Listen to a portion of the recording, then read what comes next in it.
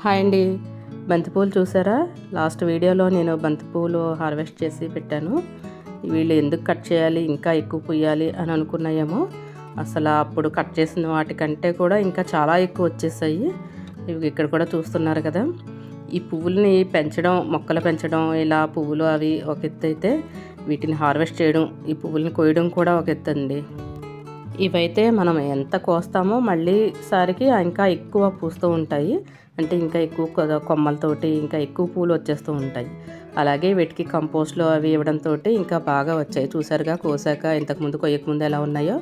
ఇవన్నీ కోయడం కూడా చాలా పనేనండి. ఇవన్నీ కూడా కొయ్యడం అలా ఉంచేస్తే చెట్లకి ఎండిపోతున్నాయి. చూసారుగా ఎన్ని వచ్చాయో. బాగా రెడీ అయిన పువ్వులు మాత్రమే కోసాను. ఇంకా చెట్లకైతే ఇంకా ఉన్నాయి. అన్ని కోసినా చూసారుగా ఎన్ని పువ్వులు వచ్చాయో. చిన్నప్పుడైతే పెరట్లో బంతి చెట్లు పెంచి వాటి పువ్వులను కోసి గుమ్మాలకి దండలు కట్టి వేలాడేసేవారు.